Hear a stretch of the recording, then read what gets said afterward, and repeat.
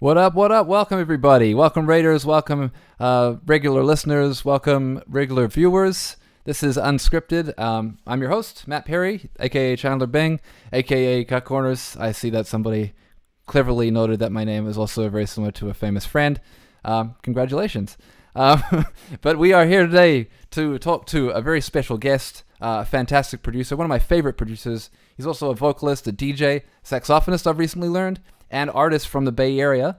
He's got releases on Fool's Gold and has done songs with people like Tidra Moses, Freddie Gibbs, Kamaya, I Am Sue, Fonte from Little Brother. I mean, he's got a stacked catalog. It's all heat. Highly recommend checking it out if you're not already familiar.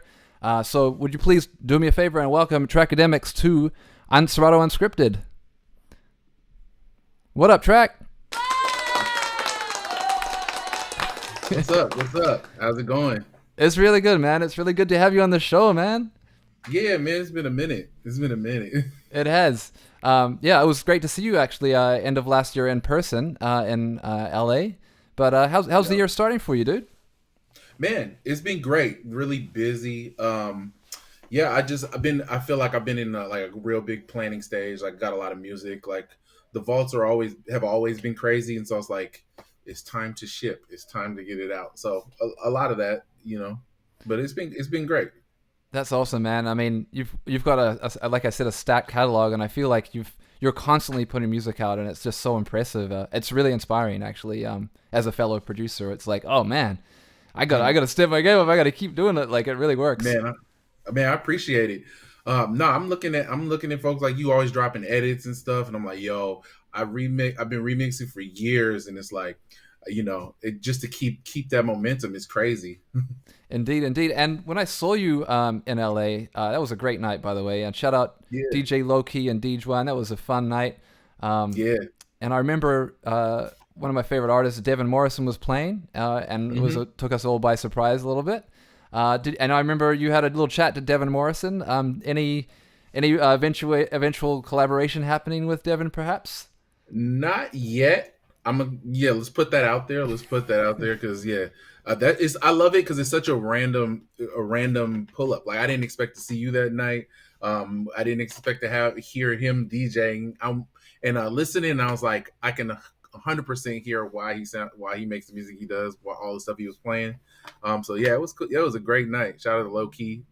Yeah, man. And yeah, Devin, if you're listening, we got to get Devin on the podcast at some point too. But Devin, yeah definitely check for Trackademicks because you guys got to work on some music because, man, you guys are definitely on a similar vibe.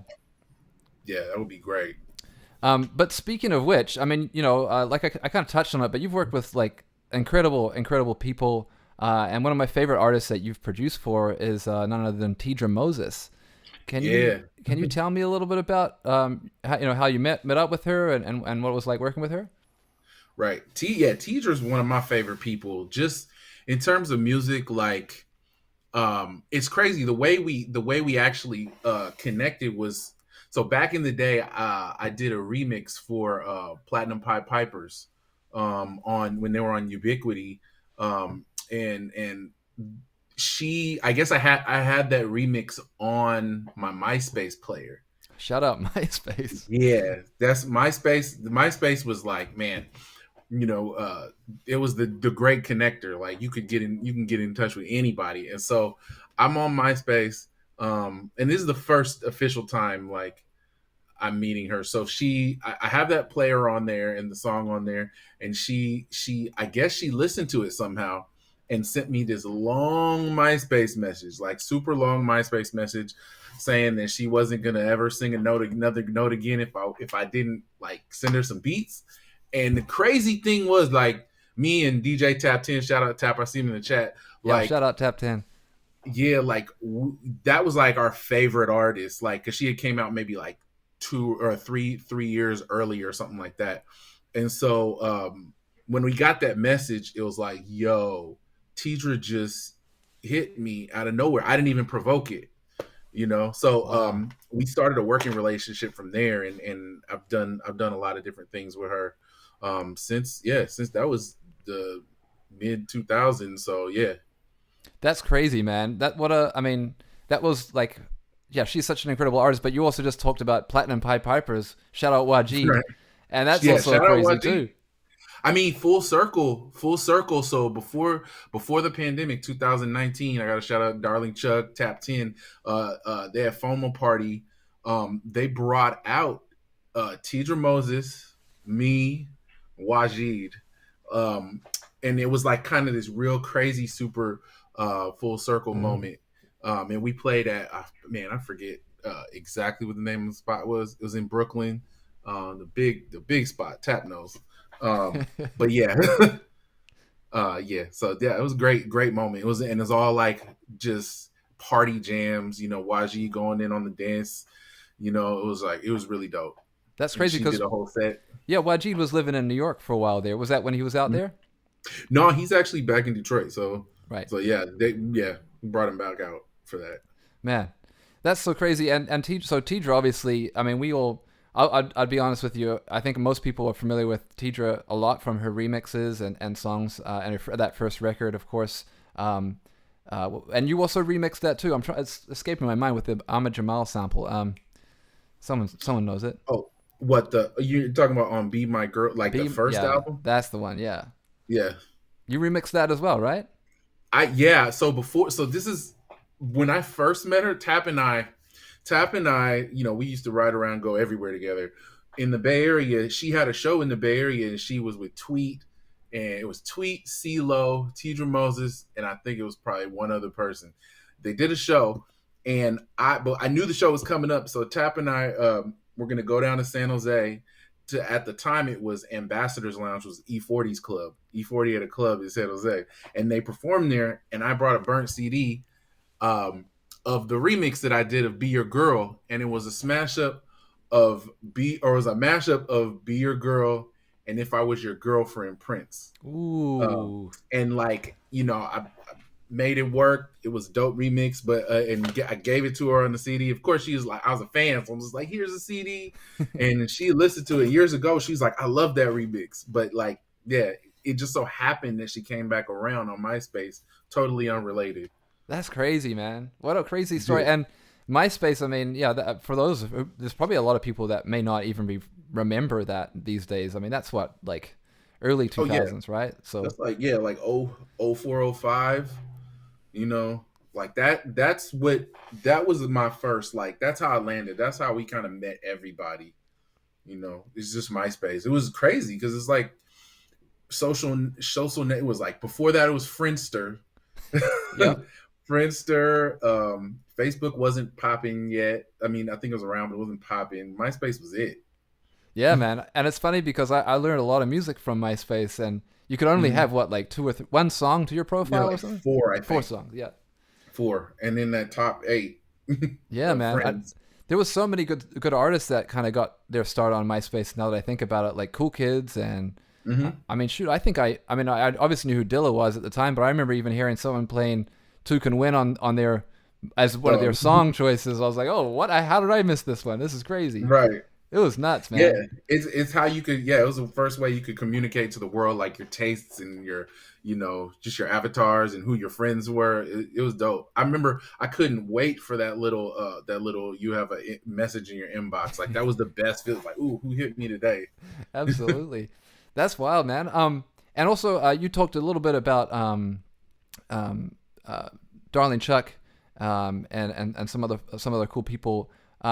Now Darling Chuck is friends with Mike Baker, who's also part of Honor Roll, and Tidra Yep. was also featured on an Honor Roll mix. Was that right? Yeah, it Compilation. was like the album, the Champagne Room. That's right. And so yeah, it's an album. It's streaming now.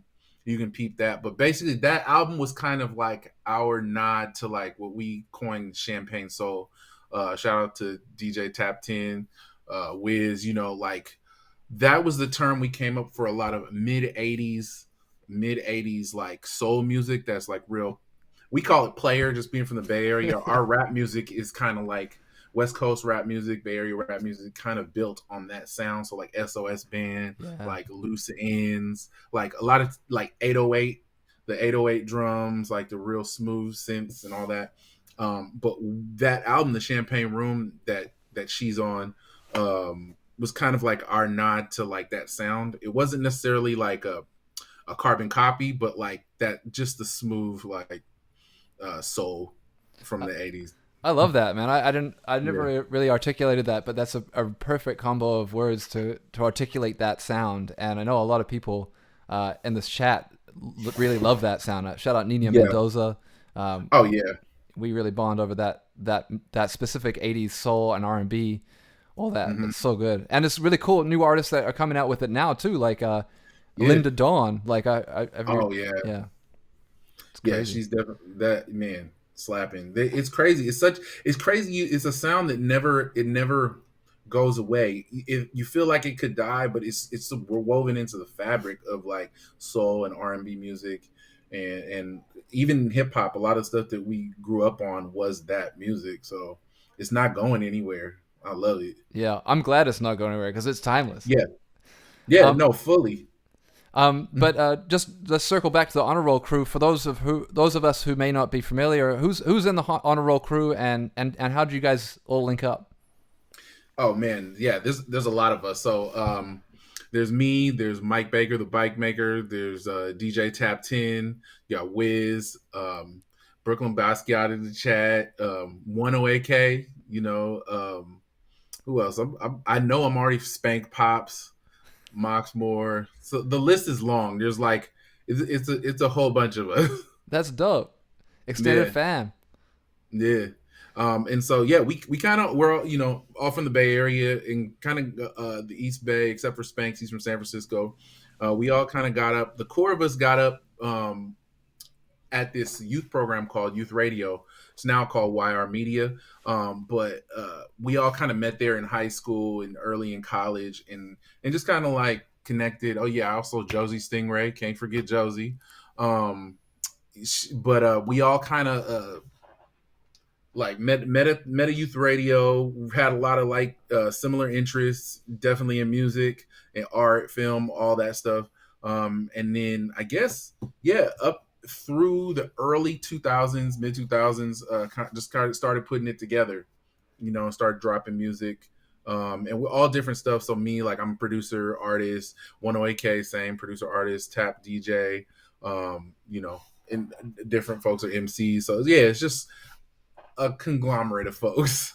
That's amazing, man. I think I stopped by there at the youth radio where I'm YR Media when I was in Oakland a couple years ago, just pre pandemic, and man, it was really cool. A couple people talked a little bit about how important it was to Oakland Bay Area music scene, and they were telling me that you were a mentor there, right? You ended up.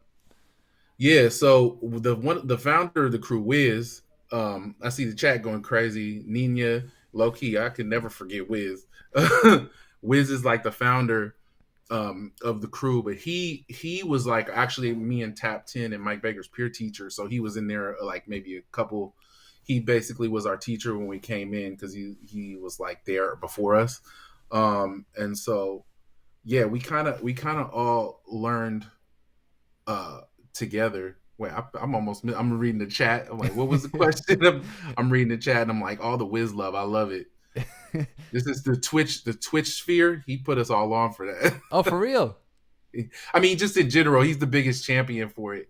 Oh, wow. Back at the beginning of the pandemic, he's like, yo, Twitch is it. And then like it's crazy. Everybody, we all kind of peeped it and was like, yeah, this is like community on a whole other level. That's so important to have people like that, though. Like bringing people up, and putting them onto ideas and concepts and new technology or whatever. And you did that yourself as a teacher at Youth Radio, right? Yeah. Yeah, so at Youth Radio, that's what it was. Wiz had the position that before I did, and then so basically what we would do is the program. It was a program for like radio and broadcasting and journalism, but of course music was there too because we're doing radio shows. And so we would teach the youth journalism and kind of like media literacy, and the program's still going strong. My homie Ben is over there. And it's still very similar to what we were doing back in the day. And then he actually brought music into the program, and so we started teaching kids how to use Reason, Reason software, because it was out probably one of the earlier softwares. And yeah, a lot of folks came through there after that. When I was the director of the training program and having students come through after school, like we had a whole bunch of students come through. I am Sue was one of the students that I brought through. Kuya, his Pilo's older brother, Kuya Beats. Oh wow. They were like part of the same class, and so Yep. we taught them kind of how to make beats there. 108K really was the one to like every day, like this is what you do, use these sounds. This is how you sample all that. Because I Yeah. mean that's such a recognizable sound too. It's funny because yeah, I know a lot of producers like Pilo and yourself. Use Reason, but Hmm. there is such a sound that you guys. I mean, it's I guess an extension of hi-fi, right? Would you say is that? Yeah, I yeah. I mean, mean, yeah. It's like it's all West Coast, like based in mob music, like the '90s Bay Area, you know, music.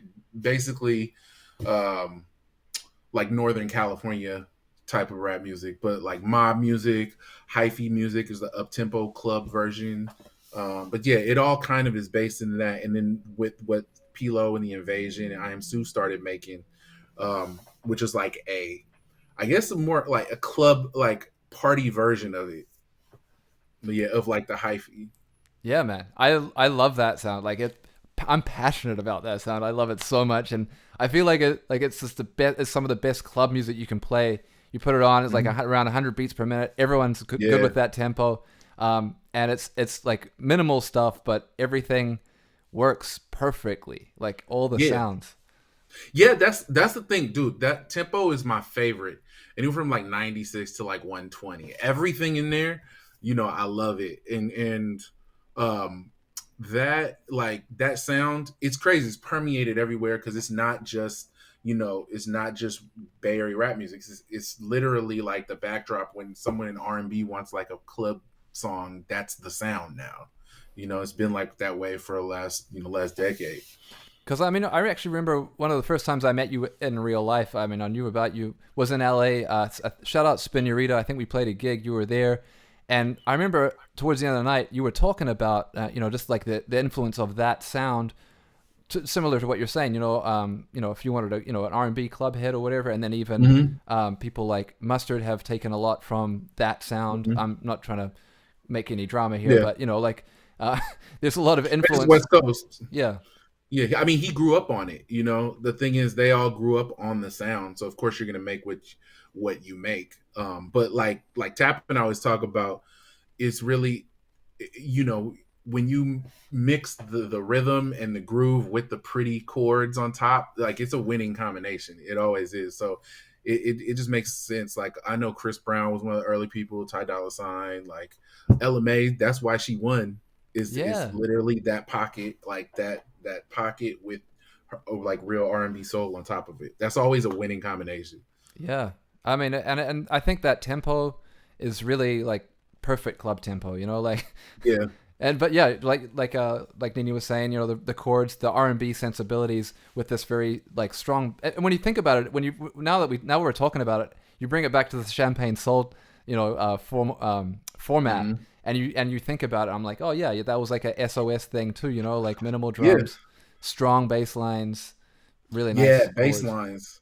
That's my favorite thing too. It's just like, yeah, champagne soul, tender knock, just the bass lines are super important. That's the mob portion of it a little bit when you got these synth lines that are really like, if you ever listen to old school E40 and the click, or like you could name pretty much everything from the Bay Area. The bass lines are just bananas, and that's kind of how I got my intro into music, was like Bay Area rap music and like West Coast, yeah, just West Coast rap music. And bass lines are so important. So Yeah. if you use those bass lines and put pretty chords on top, it's crazy. You just gave the formula. You gave the keys to Oh the yeah. success. Pretty chords, bass lines, banging drums. You're good. Hmm. Um, Hey, everything's out there. it's true. It's true. Just watch a YouTube video. But Hmm. speaking of E40 and hyphy and all this, I feel like it's and I have to get into this. You make original music, but you also do a lot of remixing. We talked about that a little bit, and you're very prolific with your remixes. You've got a remix tape series. I think you're at what, volume 5 now?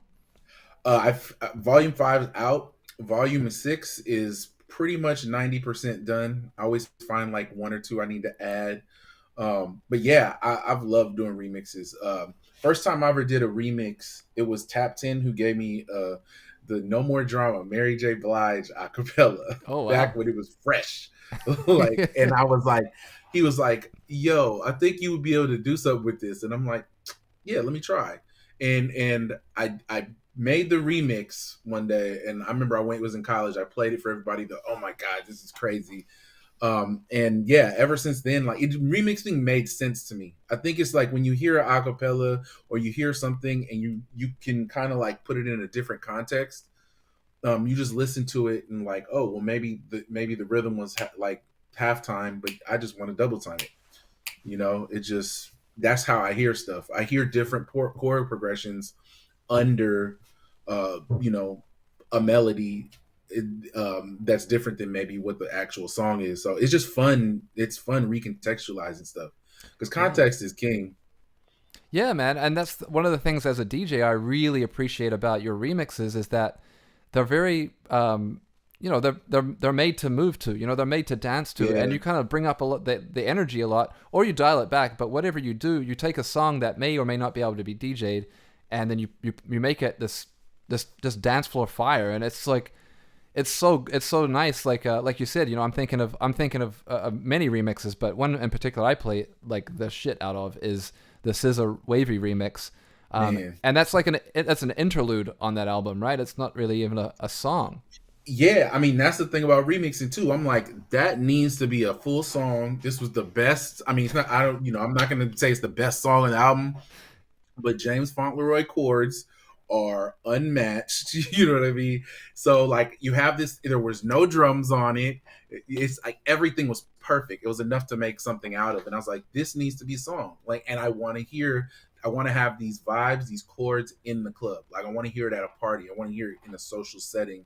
So that is the magic of remixing because you can really just bring bring songs into different contexts and almost make people listen to it. That's why I did the Tell Me When to Go remix. You Right. Well, know. that's coming up next. But before we get into that, we got to play the Mhm. Wavy remix just so people Oh yeah, know. play that. Um, and this one stays in my crates. This one's probably one of my most played remixes in the world, and it's dear to my heart. So here we go. This is Trackademicks remix of Wavy by SZA featuring James Fauntleroy.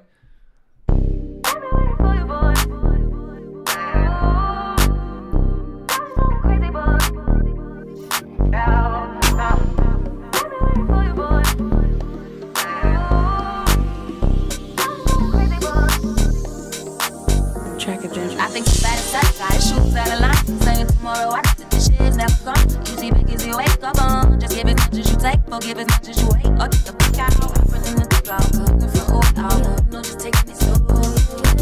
I'm feeling one out, looking for old out. Somebody show me the door. I was waving For you, boy. and I was drowning. I went crazy, I'm going crazy, boy. found out was the way out. Now I'm waving For you, boy. and I was drowning. I went crazy, I'm going crazy, boy. found out was the way out. Now I'm waving. Now I'm waving.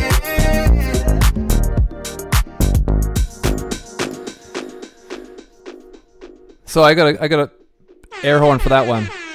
We're pulling out the air for that one. That one's such a fire remix, man. And unfortunately I can't play it for too long because I get the old DMCA Right. cops come. But man, that remix insane, and it's kind of like what you were talking about too. When I listen to that, I focus a lot on the bass line, and that's you, right? Yeah, I added that. Yeah, I think that remix works for. I mean, it's a dance tempo, right? But it's actually slower than. I mean, it's like still it's what 108. I think Yeah. it's 108, and it's like it's kind of like that perfect transition. Like you could still be. It's like turned up R&B, but it's like almost low tempo dance music, and along with the kind of like the rap drums like minus the four to the floor, but like when it all breaks down, it's just like Bay Area music. Absolutely. Yo, we gotta add that to broadcast. Nina Mendoza said 108K. That's very good. There. Shout out 108K. Actually, and so before we get we move on from that and we jump into 108. Oh, I can't say it. But let's jump into E40's "Tell Me When to Go" remix, because that is almost, I don't know how do you describe that to people? Like, that was almost eclipsed the original in certain ways, you know. All due respect to Lil Jon, the OG. No, for sure. That is one of the greatest remixes, just in terms of like how it happened. Back, I think so. I call it. It was an unofficial remix because I went into the store and bought the actual vinyl. And that same day, I went over to Amoeba in Berkeley. I think I bought it at a spot called B-Side Records, which isn't there anymore. And then went over to Amoeba, went record shopping, and bought the sample to Tell Me When to Go. And didn't know, just was record shopping. Went back to the studio and was making beats. And I made a beat with one of the records I bought, and I was listening to it. And then I just put the acapella on top of it, and it just like clicked, And it was amazing because at the time in my studio, I had car subwoofers. I had like 10s in there instead of like regular like nice subwoofers and studio monitors. I had like these car subs.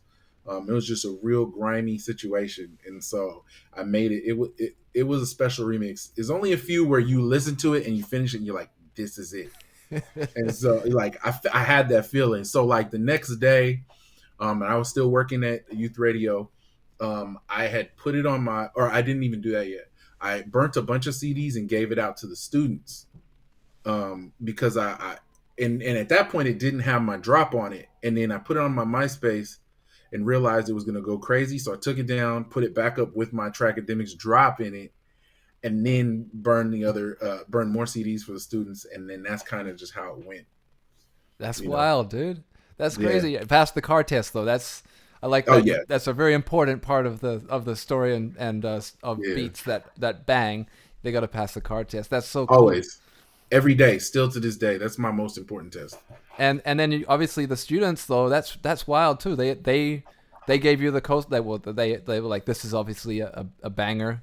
Let's go. Yeah, because I mean the thing is like it was decent. Like the whole point of it was, I mean, back in the day, a lot of folks still don't understand E40. I think he's one of the greatest rappers. Tap will tell you, he'll go dumb in the chat right now talking about his favorite rapper. It's true. Like E40 is one of those voices that is still relevant and is still dropping, records like in his 50s, and is fully relevant to the streets, and works with all the young artists.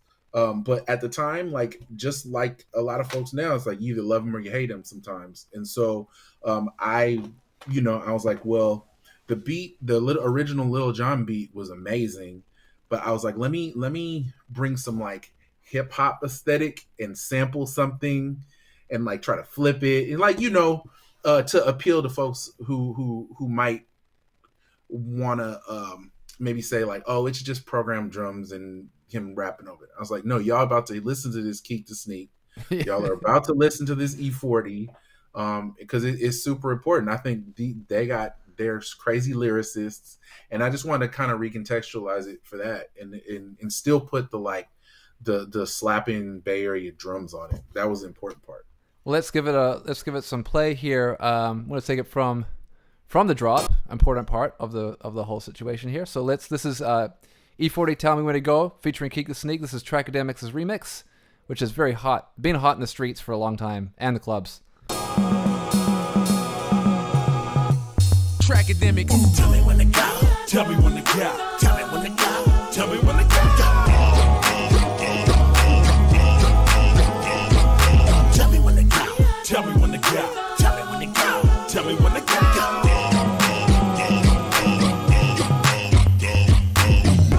Christ had dreads, so shake 'em. I ain't got none, but I'm planning on growing some. Imagine all the Hebrews doing that, dancing on top of chariots and turning tight ones. Ooh, tell me when to go. go. Talking on my getro on my way to the south. My second or third trip, some Henny, some Swishers, and some Listerine strips. Dr. Green Thumb lips, just to ease my thoughts. Not just the cops, but the homies you gotta watch. The moon is full, look at the dark cloud. Sitting in my scraper watching Oakland going wild, ta-da. I don't bump mainstream, I knock underground. All that other shit, sugar-coated and watered down. I'm from the Bay where we hockey and go dumb. From the soil where them rappers be getting they lingo from. Tell me when to go, tell me when to go, tell me when to go, tell me when to go.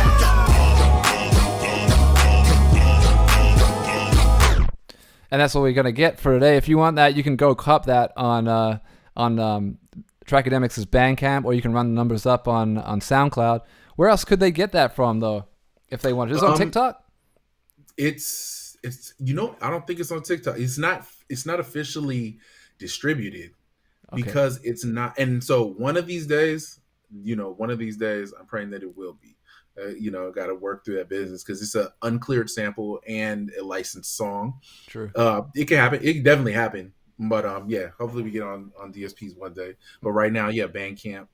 Maybe we have to check the TrackLib library and see if that sample is on the TrackLib library, and then we get that easy deal.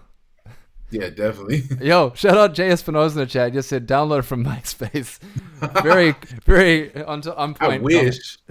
You know what? I'm so mad because like in 2011, I think I went in and like revamped my MySpace because I'm like, okay, we got a new thing on, so I just erased all of my old stuff, so I don't have the old like 2006 MySpace. No doubt. Also, though, shout out Beat Junkie Record Pool. Shout out Beat Junkies one time, always putting on great music and inspiring us all to DJ. But of course, you can also cop it right there. Nina Mendoza, thank you for putting it in the chat. There's the Bandcamp link. Run, go grab that. It's gonna ignite the dance floor wherever you are. So and quickly shout out Jay Espinosa one time, Bay Area champion, and representative to the fullest. Man, those the Bay Area sets he played for, I think it was Red Bull. Whew, crazy. Oh yeah, crazy. Yeah, shout out to Jay Espinosa for pulling up on me when I'm DJing and making me feel like, oh, why am I behind the deck? But no, I was like, I will now just play you guys music. Absolutely. You know, it's actually kind of cool though. He's here because when I interviewed Jay Espinosa, we were talking about you specifically. So it's really dope. Thank you, Jay, for tuning in. This is the Bay Area family connection right here. It's all there. We got JMKM in the chat, and Canadian 3-star champ DJ Licks. What up? It's a lot of really great people in the chat here today. Thank you all for tuning in. Now, also, this is also going to be a kind of nice transition about the Bay and Jay Espinosa and yourself, Trackademicks. You've produced one of the Bay Area legend Kamaya's biggest tracks, Windows. Yeah. Can you talk me through like that whole story of how that track came together? Yeah, that's crazy. So when we were working on her Interscope album, they, like labels do, they kept saying like, we need a single, we need a hit. And the whole album was hits, by the way. I have a whole unreleased like album of stuff that got shelved from her, that like a whole album was just fire. Damn. But they, it's crazy. Well, I had produced like, I'd say like 9 to 10 songs on the album. Wow. But that's not gonna see the light of day. But while in that search for a single, we were at YG's house in Vegas, and me and Drew Banga were producing for Kamaya, and like the last day, like we're about to leave, I like start playing around on my little MIDI keyboard, and just start coming up with the beat, and it automatically it became the one, and this is like the last minute like second thought beat, but like that was such a good, the way it came together was so dope. I wish it got more run and got bigger than it did, but it was definitely a dope song. That's crazy, like just how those things can sometimes be, like that. They just kind of come to, and they come kind of quick. Like some of the best ideas come quick, and they don't require a lot of extra stuff. It's just straight to the point. It's always really cool to hear how, people will be trying to make a hit, and then sometimes those things just have to happen. You just have to let them happen, right? Yeah, no, fully. There's no way you can like I'm gonna go make a hit. It just doesn't ever work. Like it never works. I mean, even if it's like the ingredients are there and you're like, I checked all the boxes, but if it's the wrong vocal take or if it's everything the wrong person on the song, wrong sound, too many sounds. Yeah. That's what I learned. Man, it's just too many sounds can kill the whole thing. Yeah, man, that's it's really good that you say that because I stumbled across a great tweet by A-Track the other day just talking about production specifically. Did you see it too? I didn't. Yeah, it was great. He was just talking. I'm sure it's around there somewhere, but it was just talking about how a lot of good production is really just taking things out and giving space, so all the instruments and all the sounds that you do have in there have enough space to exist and fill up their frequency range.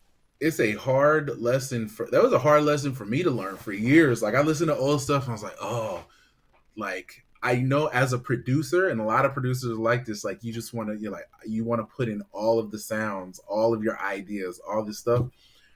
Which is cool if it's just going to be an instrumental, but sometimes you just need space for a vocalist. And even to this day, I still struggle with like carving out some space sometimes. I can get it in like the final mixes, but like early versions of beats, there'll be a lot going on that I give people, just because I want to hear a lot of stuff as like a producer. Yeah. But yeah, space is super important.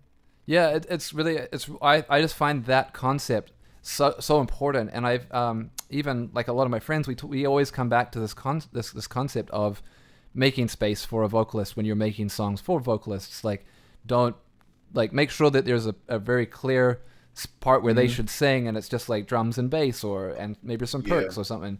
But if you put like I mean, like I love Cashmere Cat, I think he's amazing, but his songs work great because there's no singing on it's just like all textural and instrumental. Yeah. Because it like singing on that would be very hard, I imagine, for a singer.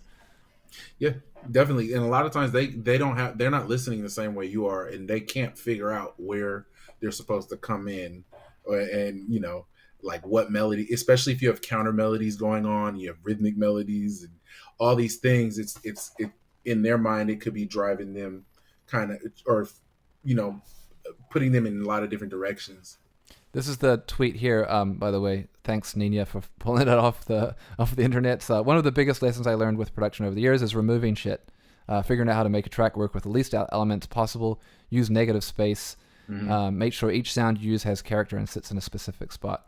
And yeah, that's the key right there. I mean, it's the reason why hip hop and punk got so big, and like it's like all you need is a couple sounds. Rock and roll. Yeah. You got it. It's straightforward.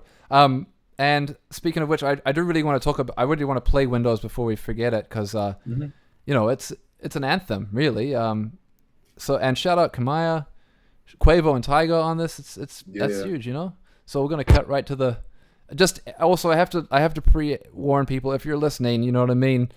There is swear words, so if you got kids around, maybe just forewarning you here. Yeah, spring dip, fucking up the strip. For niggas in my whip and they don't like shit. Hanging out all windows. Hanging out all windows. Yeah, spring dip, fucking up the strip. For niggas in my whip and they don't like shit. Hanging out all windows. Hanging out all windows. Quavo, all about a chick. All about a chick. Going up the set. Going up the set. Party on the west. Party on the west. Ice up on my neck. Ice, ice, ice. Drink it to it less. Drink, drink, drink. It's your one best dress. Drip, drip, drip. No need to finesse. Nah, no finesse. Bitch, you got it out the nest. Whoa. Then I got it out the trap house. Whole gang all in it like a frat house. Looking for it, get your map out. Don't pull up, person get papped out. Whip it up like Tokaya. If you ain't got the cash, you can't try it. I just step up the bag and go miles. Then go Michael Myers with Kamaya. And that's what we're gonna get before we get pulled off the air.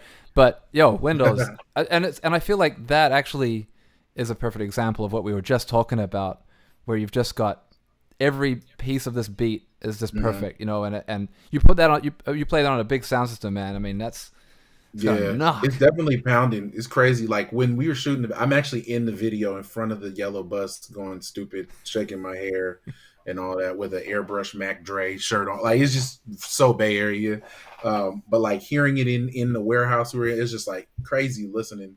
You love hearing. That's why you make your music. You want to hear it loud. Yeah, man. Yeah. And also another song of yours that I'd like to talk about real quick was the first one I ever heard of yours, way back in the day as a huge Fool's Gold devotee when you dropped "Enjoy What You Do" on Fool's Gold. Was that your first single, first release?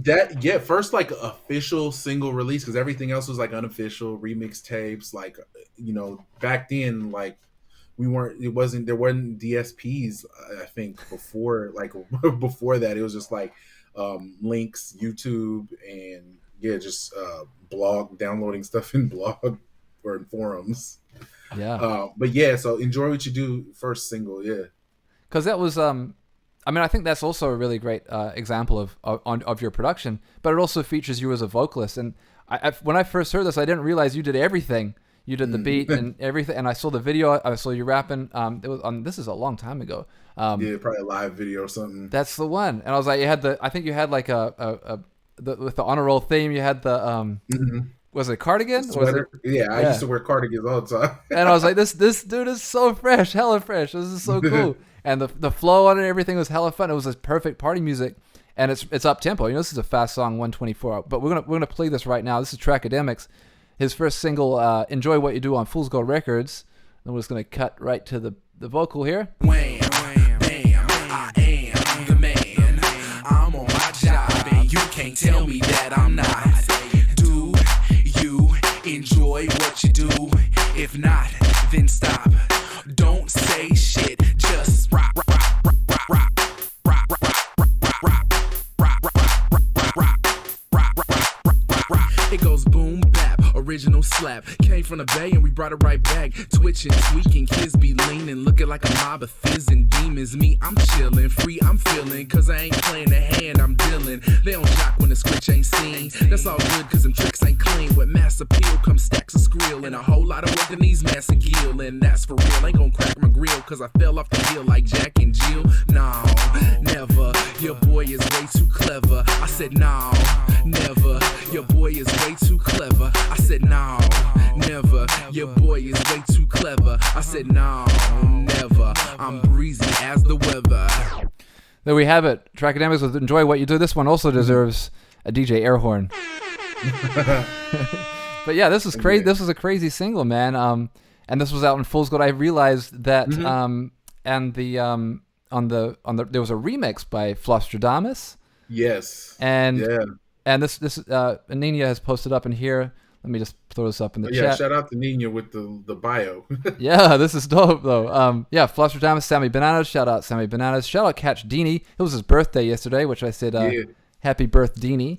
And we had Top Sidin', which is the B side, and the record was designed by Dust LaRock. Rest in peace. Man, rest in peace. Rest in peace. Man, what a package. Yeah, no, it was, man, I love that record. Like, I remember sitting down with Dust and like, just sitting down and just saying I wanted a cardigan sweater as the cover, and he made it super dope. Wow, that's cool, man. I mean, I don't realize that there was that much. You had that much involvement in that too. I mean, Fool's Gold was ahead of their time, like in terms of like partnering with artists, not signing them. Like, I wasn't wrapped up on the label. Like, no, you can't go anywhere. Like, it was they just wanted to put out dope dance floor friendly music with friends, and so like that was the best. That was the best, especially back then when people were trying to figure out the music industry and how do you maneuver. They weren't like trying to own artists. They really were able to like, we like this music, we like this this artist, we like this song, sign the song, let's put it out. So yeah, that's dope. And is there a Wham reference in there somewhere? Oh yeah, yep. So I love Wham. George Michael is one of the greatest songwriters. Like, it's crazy. Wham is hella dope. And so there's a song called Wham Rap. It's the most hilarious music video I ever see. And that it's a reference to that. I think my girlfriend, she called it out, and she's like, "Oh, this guy likes Wham, hey?" And I was like, "Yeah." It's like she knows that song too. She was like, "This is dope." So 80s babies in the house. Yeah, exactly. Yeah, that's me too. I was really curious. I don't know if we covered it already, but what's your favorite thing about doing remixes versus like original tracks? Remixes. So I can produce many different ways, but I'm really like a solitary producer. I'm like sit down, just think it out. Like I can do the whole collaboration rapid pace, like everybody in the room thing as well.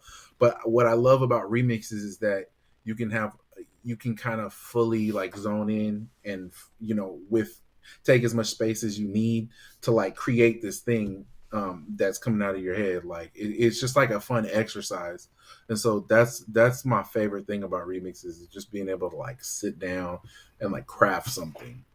It was also interesting. You're talking about how you did all these tracks for Kamaya, and then your experience with Fool's Gold, and how much like when you put so much time into original music, it can kind of get caught up. And does remixing kind of afford you that flexibility just to put things out? A little, yeah, a little bit. I mean, the thing is, remixing is a labor of love. It's for DJs, and so like, it's in having Tap kind of by my side over the years in terms of like actually being the DJ for the crew. Like he is the honorable DJ, and really like kind of like talking to me about like the importance of being able to play stuff out, and like and then all of us understanding like this is how culture is moved, by people being able to enjoy things together and talk about things, and remixing kind of it's kind of a cheat code too. As a producer, you're able to like showcase your skills over a song that somebody already likes. It's something that might be already proven, or it could be something that's not proven, but you can help lend what you think could push it over the edge. So it's just a really good way of like being able to repackage something and get a good response. And that's true. And it's really cool to hear that relationship with DJs. And that's, as a DJ and a producer, that's the thing I love about remixing is like, there's a song I like, and maybe it's just not going to hit the dance floor right. And what can I do to make it just push it to that level? And it doesn't need a lot. It's sometimes very subtle. Sometimes it can just take it to a different, recontextualize it and create a different mood for it.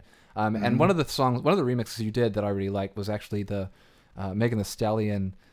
Is it Savage? Oh yeah. And yeah, Savage. Yeah, man. I put that on yesterday, and I was like, whoa! Like this just leveled up the energy on this song, and I mean that song's already goes. It's already a great song, but it's just hearing it this way. I want to DJ. It makes me want to DJ that song so much more now. I mean, hearing when I first, like literally the first time I heard that song with the keyboard hit, I was like, this is a house sound. It's house music sound. Like it sounds like house music. So like just speed it up and turn it up. Yeah, and actually it brings me to another question I've really been really wanting to ask you is like, you really float well between house, hip hop, pop, R&B stuff, champagne soul. You've got a really you seem very comfortable in all of those genres, and they're definitely like your sound, but that's not really easy to do. Like that if you just said, oh, can you do all these things? I think a lot of people would be like, no, I can only do one of those things, Right. But yeah, how did you find that zone for yourself? Growing up in the Bay Area, so that West Coast rap style, and then when I did with the like 90s R&B, that's like the foundation, but I've always liked pretty chords. Pretty chords is like my North Star, right? So there's that. I love a lot of, back in the day when I was in college, a lot of deep house music and like, everything on like Naked Music and Ohm Records and all that stuff. Yeah. And so like dance music, like specifically house music, I've always loved it, and being able to like, I think I attribute a lot of it to like being, I mean, like I'm a mixed kid, you know what I'm saying? Like I'm Black and Filipino, and like that kind of is like, as my foundation, mixing things together is like always something I'm looking at, because I think it's just like I don't feel like I always fit in one place or another. And so it's like, well, how do I bring the experience to me instead of always trying to fit into another experience? And you always get like I always found that I come up with kind of like a hybrid situation. It's never purely one thing, and that's kind of where I feel comfortable. Even though I love so many genres purely, like I every day, even when I sit down at the keys and I sit down at the at Reason trying to make something, there are certain things that if I was trying to make the song fit 100% in the genre, that I would do, like certain drum sounds, certain keyboards that I would use, certain leads. And it's like I always, naturally omit some of those things and put in something else from like another genre, even if it's a tempo or a texture or just a different instrument, just because like, I don't know, if it fits too neatly, it doesn't sound interesting. Yeah, and it's your character, right? Yeah, It's so cool that you found comfort in that, in that kind of in between space, or that identity that that is you naturally. And I love that sound so much. There's another artist also happens to be Afro-Filipino, Toro y Moi, just put out his record today, and I think he does that brilliantly as well. It's like there's a lot of even psych rock and stuff in his as well, but it's like this really beautiful melange. And I mean, even Julian Dine, who I spoke with last time, he talked about this as well, where you can emulate things and you can love them, but you've kind of it's almost in a good way to not get it right perfectly and totally emulate it too good, and just to kind of find out the things that you're comfortable with and then introduce these other elements, right? Yeah, no, that's it. I mean, that's how you keep it interesting, so you stay yourself. Because there are some people who are really great at copying, like in like reproducing things, and like that's a skill in its own. But I love being able to like look around the corner a little bit and see like, well, if we just flip this, it's gonna bring a whole different energy to it. Yeah, it's really cool, man. I really love it, and I really love that sound that just whatever it is, however you describe it, champagne soul, tender knock, all that stuff, man. It's just such a perfect combo. And then speaking of which, I talked about Tori Moi. He's actually one of my biggest musical inspirations. But who are some of the who are the people that really inspire you, either right now or over the years?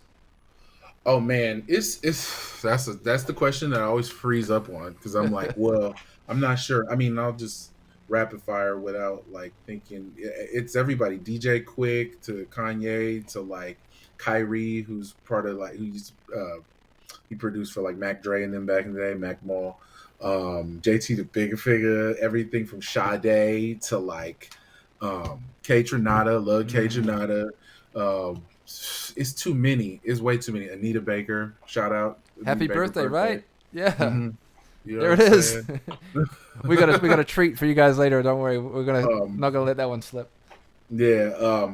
Every DJ Premier, Dre, of course. It's just it can go. It's pretty much everybody, but Neptune's number one. Let me bring it back. Neptune's the Black and Filipino duo. Shout out to all my Black and Filipino homies. So we killing it. Everybody out here killing it. We're on the map, but yeah, like I'd say they're like number one, because it's just pretty chords and club rhythms. You know what I'm saying? It's really simple. That's so awesome. Yeah. And then when you were younger, did you grow up in a musical family? I know that you played saxophone. I'm kind of curious to know, was that like how did you get into that? So, I'm not a super musical family. My mom has always loved music and she's always had eclectic taste, but it's funny. My taste is just like my mom, where it's been eclectic, but like, all different genres, but still very focused on like popular pop, with a penchant for pop music, right? We love things that are fun, danceable, but like it doesn't matter the genre. And so I grew up on a lot of that stuff, like CTI jazz records to like 80s, a lot of 80s sophisti-pop music and 80s champagne soul and like that kind of stuff. And so that's kind of where my taste, comes from. That's awesome, man. What was it? I was actually going to talk about One AOK. One So, OAK. Oh yeah, that's right. 10 AKs, 1 OAK. It's so hard. I don't know why. One of a kind. One of a kind. Yeah, I like that. On his album, actually, you're talking about. That's right. I was going to talk about. You talked about CTI Jazz Records, and I don't know if you produced it, but I was listening to the one OAK record the other day, and there was a song called Jettin', and it's like a Diggable Planets flip. But the Diggable Planets flip. Okay, we're getting a bit, layers here. The Diggable Planets, if you're not familiar, shout out Philly, shout out Diggable Planets, incredible. They have a song called Jettin', and it samples Bob James. Bob James put the record out, and he has a song. I can't remember the name of the song. I think Blue Lick, I think it's called. And that's the sample. And then One OAK has a song called Jettin', which samples the Diggable Planets, which has this Bob James sample, which is off CTI Records. Did you produce that song? I did not. He did. Oh, really? Yeah. So I believe Wiz might have given him the idea to flip that, but like that's kind of how 108K's project. Like he's a hip hop head too. He's just like he sings R&B, but he's a producer too. So he's probably a producer first. Huh. And so he really can execute. We like all you do is hear an idea and like, oh yeah, it's a great idea, and he just wrote the whole song around it.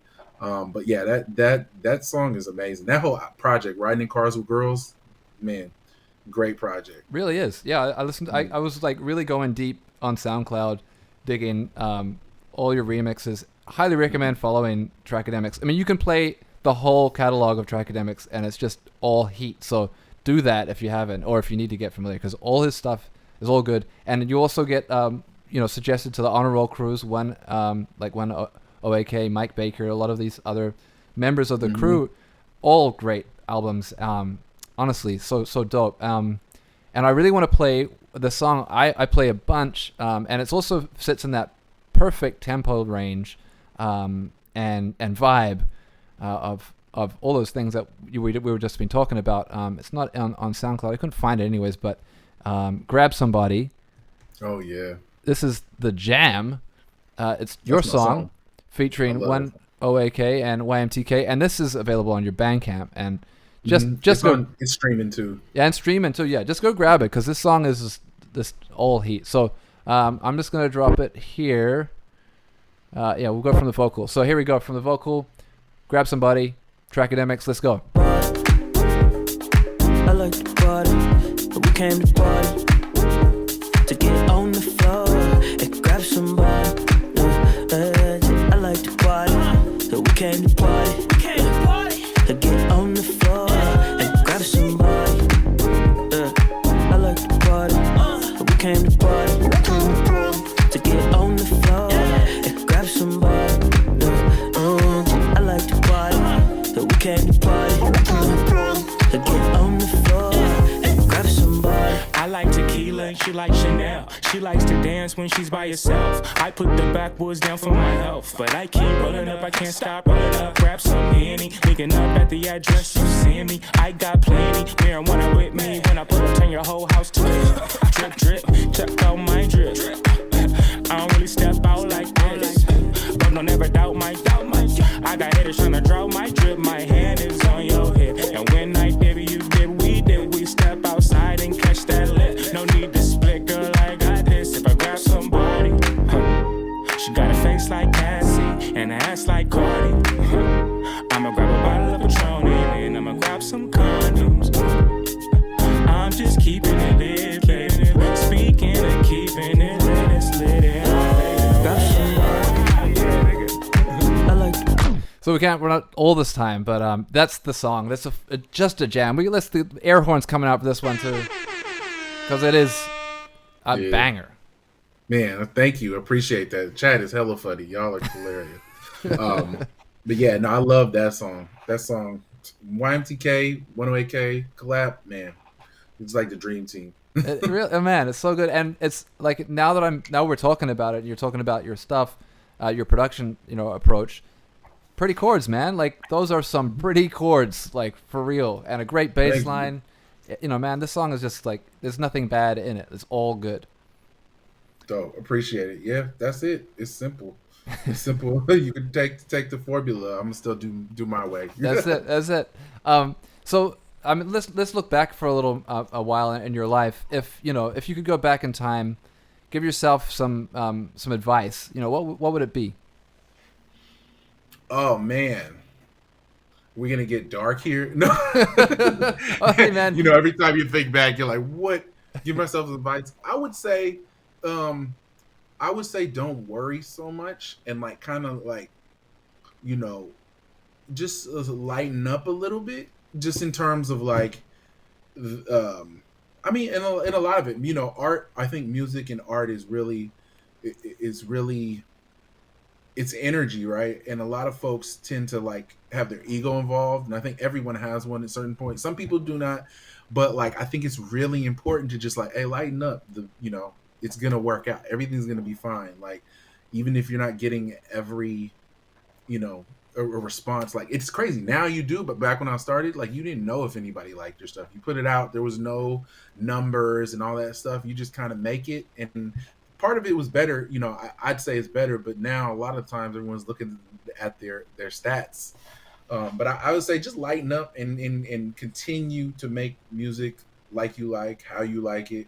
And I mean, and I would tell myself that it's gonna be okay, because I still did that, but to tell myself it's gonna be okay if you just follow that. It's like that's the thing. It's true though. I really think that you practice what you preach here, because one of the things I really enjoy and I've always really felt was so generous of you is that, you know, I'm on your mailing list. I don't know how I got on it, but I'm really glad I'm on it.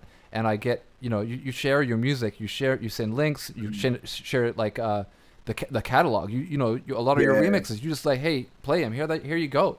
As for DJs, dude, it's so important. DJs are like, you like, I have to give you the music. Like, who else is gonna? How are people gonna hear it otherwise? Algorithms don't help me all the time. You know? Yeah, man. But it's just so nice. Like, I appreciate it. I want to play the music, but it's so nice just to have it. And oh man, it's and like I can see what you're saying, because, you know, a lot of us can hold on to things and they're very precious and we don't want to share them. And you know, let them go. Yeah, let it be. You know, and you do that. You do that so often. You know, you're always giving out so much, and it's really lovely. But you know, there's an important question I have to ask. We have to ask every person who's on the show this question. But what does the power of music mean to you? Oh, that's crazy. The power of music, it's literally medicine. You can use music to manipulate anything. Like I love it. I love music. It literally is like the subtext to any scene. If you feel a certain way, you can put on another song, and there's no way you're gonna at the end of that song feel the same you did. Or you can put in a song and it'll reaffirm your feelings. Like music is so powerful, and it's invisible. You can't see it. It comes out of nowhere. I mean, I think it's truly divine. Honestly, you know, that's what it is. I think it. I just couldn't imagine a world without it. Yeah. Yeah, I don't. Yeah, I definitely wouldn't want to live in a world without music. That's for sure. But yeah, it is divine in that way, you know. Yeah, it's so powerful, man. Thank you for sharing that. And one of the questions that we really needed to get into as well, and we were talking about it when we linked up in LA, and it was quite funny actually. I was talking about it earlier to Low-Key and the Deej1 in the chat. And I was telling him, like, we're gonna get Track on the show and we're gonna talk about this, and he's like, Loki was like, don't get right into it right away. Can you talk about it a little bit later? But I have to ask, and there's a bunch of people that are gonna, you're either with it or you're not. But I really want to get your down low on NFTs. We talked about it when we met up, and you released a track, Lover, as an NFT, and you can get that. Here, if someone can put this in the Sonny, if you don't mind putting this link in the chat, can you tell me your journey with NFTs? Yeah, no, so it's crazy. NFTs, like, it's such a funny. It's such a triggering word these days too. You either love it or you hate it.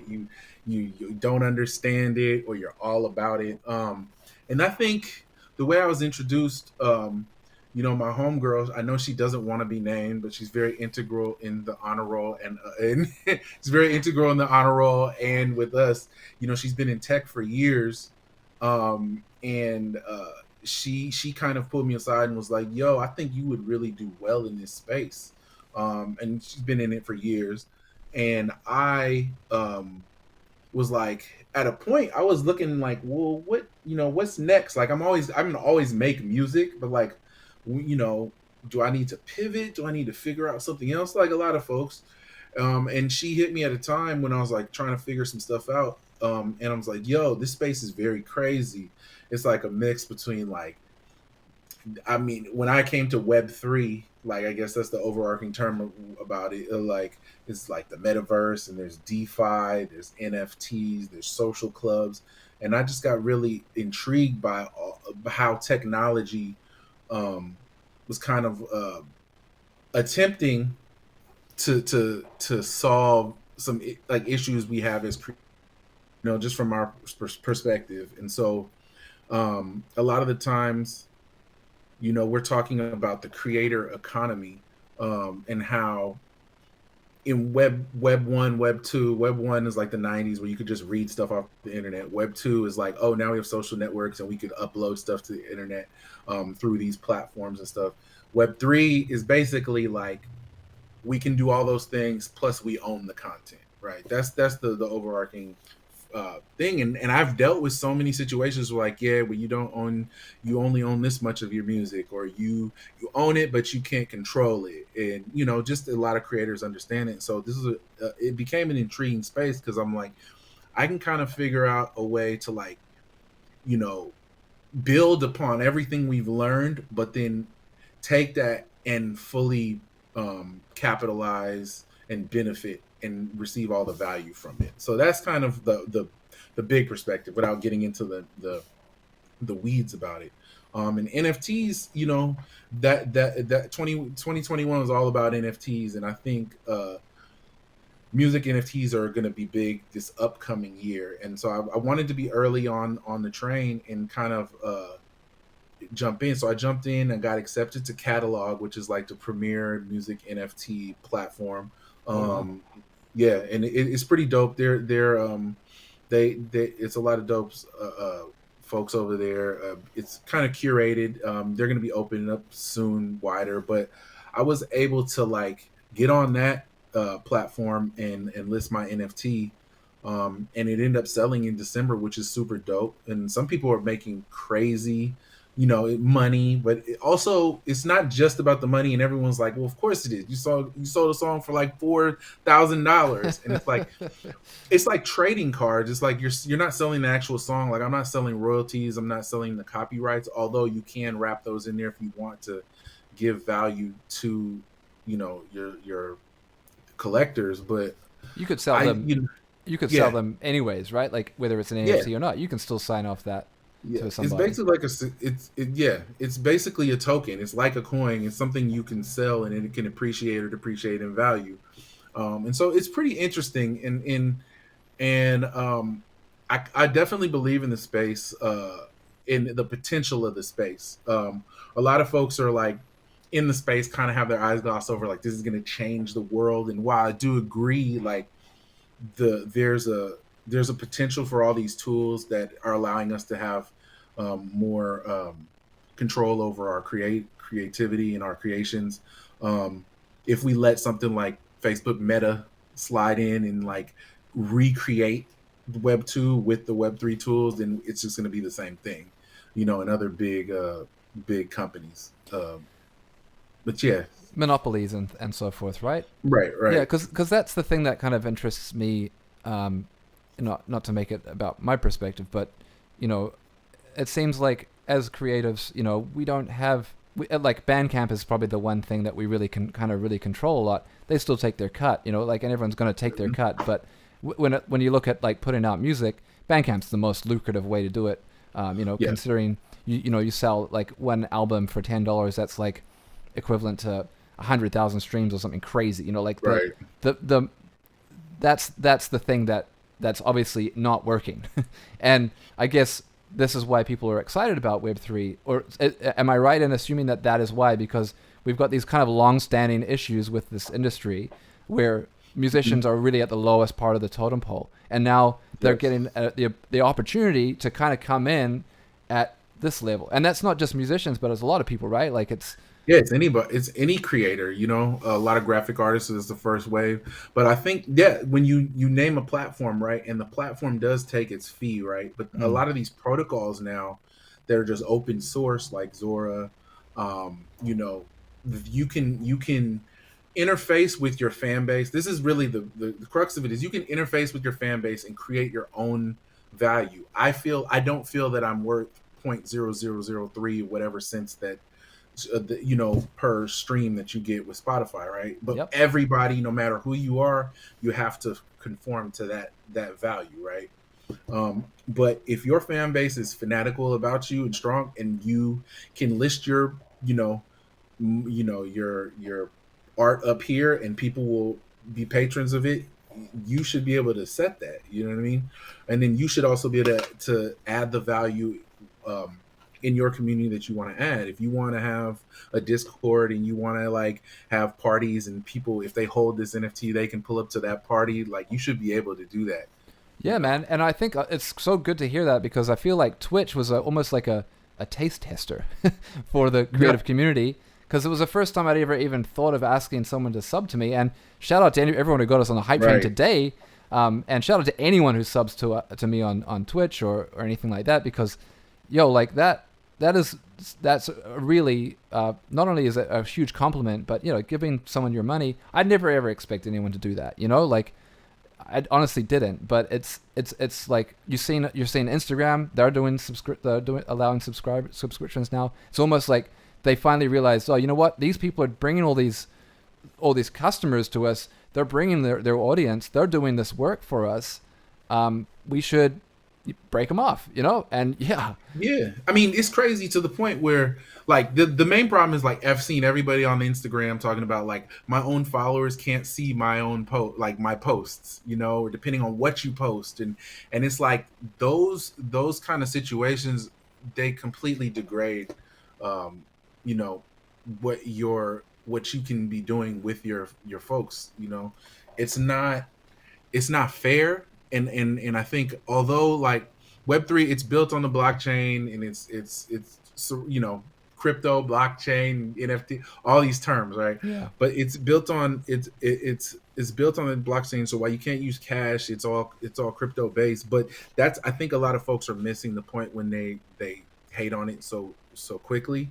I don't think the technology is the thing. I think it's what we do with it. And this is a new way to incorporate ownership of what you have, and not have to give it to a platform in order to still reap the benefits. That's the benefit. And that's huge, because that's really the problem at the end of the day, right? Is this monopolization of the music industry, the monopolization of everything, right? Starbucksification, McDonald's, of the world, and I mean, I think. Just thinking about how something like Twitch is still, I guess a Web 2, if we're going to use buzzwords, platform. But, when you start getting those subscribers or something, or even on Bandcamp, it's you want to do more for your fans. You want to work harder for them. And so you want to give them more to keep them. And I heard Alchemist talking about this on a recent interview as well. He talked about he got game from Currency, the rapper. And he was saying, I just upload, and Knowledge, shout out Knowledge also. Knowledge also was one of these guys that's been putting up his remixes on Bandcamp and stuff. And, Yeah, you get out what you put in, and it shows. I think I saw an Alchemist one where he was talking about like, oh, I can make merch now, and I can do all these things, and it allows you to be really creative. And it's not that you can't do these things in our current Web 2, but there's a level of freedom that you have in Web 3 that is super interesting. Just also the folks that I'm meeting in the space. I'm also a fellow in a Web 3 social club. Friends with Benefits. FWB. Yeah. Friends with Benefits. And shout out to JMKM. She is she is too, and I think it's super dope to meet folks who are kind of trying to figure out the, I guess, solutions to the problems that we've had, especially as creators. We've gotten a short end of the stick many times. Well, and especially I feel like it's a very apparent problem when you look at somewhere like Oakland or San Francisco, which is ground zero for tech companies, but so many placements, so many people have been displaced, because of the money that came in, but just wasn't shared within the community and the people that made it what it is. I mean, yeah, you've probably seen that firsthand. I mean, when I went to youth radio, I saw how that area is crazy different. Yeah, it's like you come to the place because of how it was built, like the culture that's there, and then instead of wanting to keep it there, I mean, it's just economics. That's the sad part about it. It's not everyone's intention all the time, to gentrify a place, but that's just what happens, and I think it's important to like put energy into not having that happen, and really be conscious of it. Yeah, because it is what we build it. The future is what we make it. And so learning from our mistakes, it's like, that's the important thing. If we are the evolved species of the planet, let's be able to use our brain to evolve and save ourselves, and as opposed to and the environment, as opposed to resorting back to like our primal instincts, whether it's fight or flight when things go all bad. I mean, the pandemic is a very big, you can look at that and see kind of the reactions of people, and like, are we gonna like learn and evolve, or are we gonna revert back? So I think it's important to be in a space where folks are like trying to figure out answers to those questions. Like, do we all have to just be serfs and till the land for someone who owns it all? Like, I don't think so. Yeah, because I mean, like real estate is another great example of that. But to your point, I think it's really interesting. I was talking to somebody, actually, shout out Nas, not Nas the rapper, Nas, who's a good friend of mine and educator at Berkeley. She was talking a lot about, getting, people tech literate. And I was thinking about, when I started at Serato, it's a decade ago this year, actually. And I was thinking, I really need to get a job as a DJ, as a producer. I need to get a job that kind of is in the tech world, because if I don't get a job, I'm not going to have an understanding of the tools that are changing the world. And I was thinking, like, and she was talking about, how she wants to increase literacy within, Black communities and communities within Oakland and LA and stuff, and she's getting funding to do that. And I was thinking about, where do you feel like that? How do you feel like NFTs are within that community? Is there proper representation? Is that a good opportunity? I think that everyone should definitely start to become tech literate. It's funny because I'm not super technical at all, minus music equipment, DAWs and software and DJing and all. But other than that, like, I've never been like a tech person. And so, but I do understand, like, it rules our world. It already does. If you don't believe it, look at any kid who's younger than you. Yeah. Their whole world is tech. The kids coming up now is like phones and screens, and they're doing school through the computer. Like, it's crazy.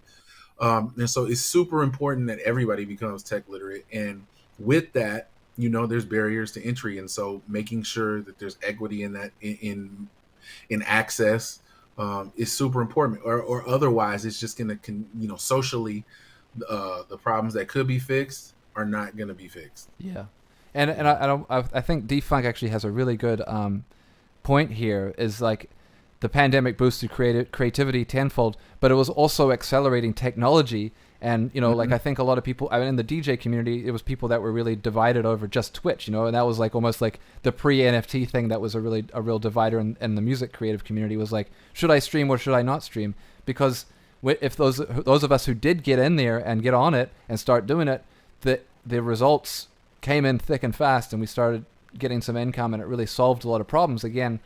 So I can see there's a parallel there as well, and I think being afraid of technology sometimes, you don't want to get left behind. There's that fear, right? Or do I go in, or do I get left behind? And I think a lot of people are really afraid of getting left behind. Right. I mean, I've seen it. Is the folks who are early usually benefit. Like, it's like real estate. It's like, where you're there first, or I think that's something that's really important, is that to not be afraid. Like, we see it play over in cycles. Like, those who are there first get to kind of make the rules.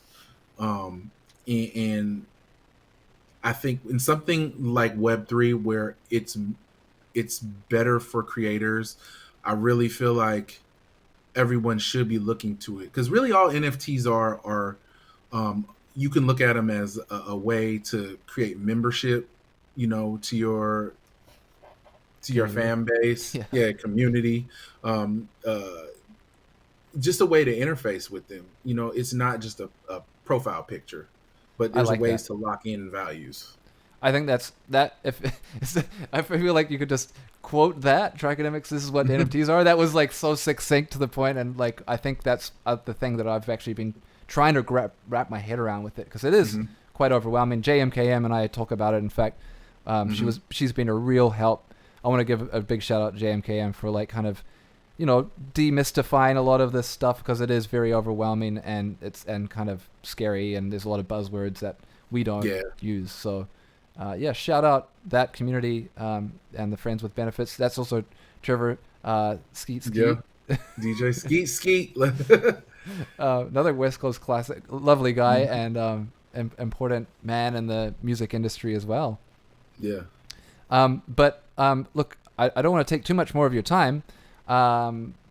I guess we got some time for questions from the audience. But before we get into those, I wanted to ask, what's coming up next for you, and where should people be looking for you? Cool. I have a lot of music I'm going to drop. I'm doing both in NFTs, but regular drops on streaming services. I got a couple EPs I'm going to drop. A new remix tape, Volume 6. Look for that. That'll also be in NFT form. And I got some cool things coming around that. Some cool little experiences. And then also I'm working on an album. So I'm currently in the trenches with it. And it's an album with me on vocals too, but then I also have features as well. And just trying to have a lot of fun, and kind of like I was talking about earlier, just approaching it with all of the tools in my chest. So not just one sound, that I'm always doing a million things. Working with a few of the artists in Web3 that are making a little bit of noise right now. I won't jinx it by saying their names, but doing some of that, and then always looking to collaborate with folks. So oh man, that's awesome. That's so great to hear, dude, because I haven't heard you on a rap track for a minute, and I already know it's all gonna be heat, because you do all those things so well, man. So I'm looking forward to that album. And Remix Tape 5 is so dope. If you haven't you haven't checked that out, it's on SoundCloud as well. Like I said, you just gotta run that SoundCloud like front to back. It's all good. Or on streaming service, whatever you use, or Bandcamp, buy it, DJ those edits. Do we have any questions from the chat in here? I see Manila Ice in the chat. Shout out Manila Ice. And Margarine Flies, Above Average Dad. We got a lot of cool people. Stank Palmer from the Bay. So many great people. Shrimps in Space. Well, the homies in the chat. It's so good to see everyone here. And shout out Sonny James, always helping me and modding out and producing this show, doing the cut downs. And shout out Nina Mendoza and That Go Aris for modding. I think we're just gonna have to cut to. That's funny. To where'd you send this this Anita Baker joint? We gotta. Oh, I think I might have texted to you. All right, we can work with that.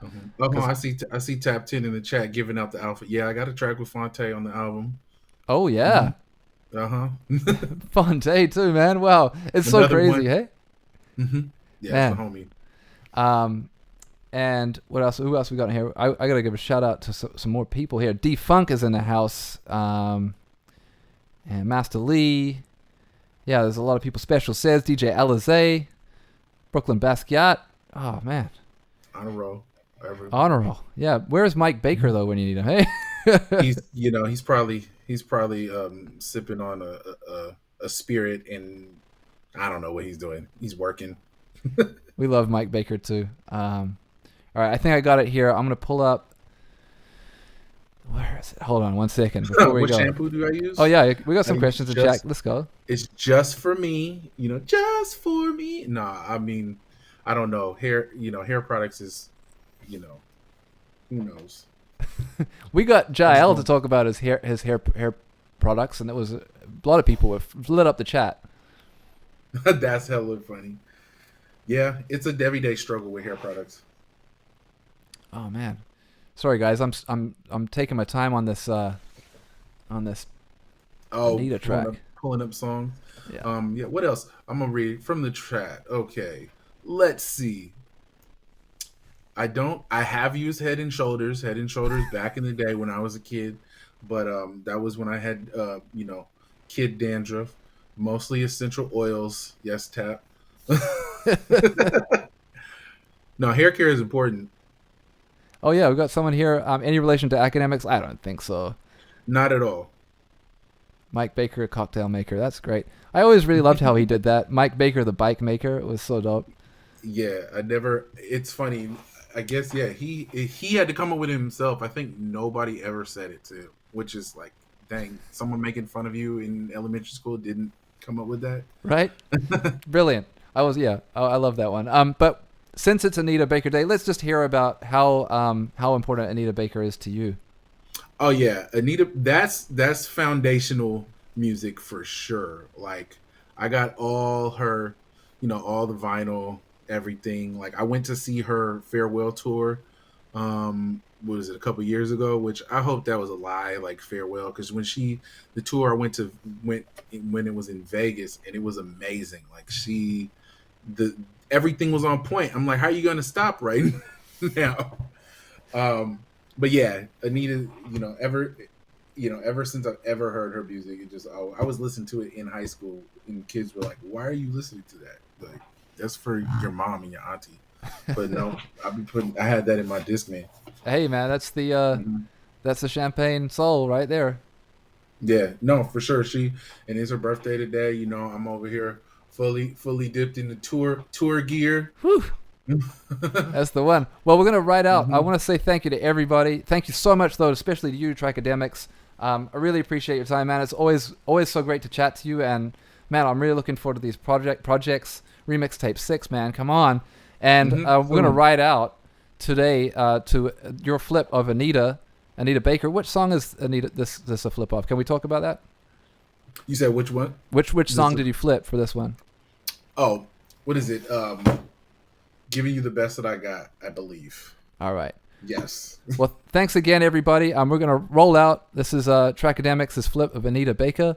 Anita Baker. That's my New Zealand slang coming through there. And we'll be back soon. But if you missed this, you can always check this out on the replay or on podcasts if you ever wanted to re-up on this. And there's also a cool playlist that I highly recommend you checking out on SoundCloud that I made, which features a bunch of the songs that we talked about today, that you can go check it out. But I mean, you could just go straight to Trackademicks' SoundCloud, because I'm telling you, it's all good. But yeah, thank you again, Track. Any last words? Nah, man. Just thank you for everybody, in the chat, and everybody just supporting. I got a lot more coming, and yeah, can't wait to see everybody. Awesome, man. Yeah, thanks again. And make sure to follow Trackademicks on all the social medias. And if you're into NFTs, on those spaces, the Web3 spaces too. Yeah. Let's go.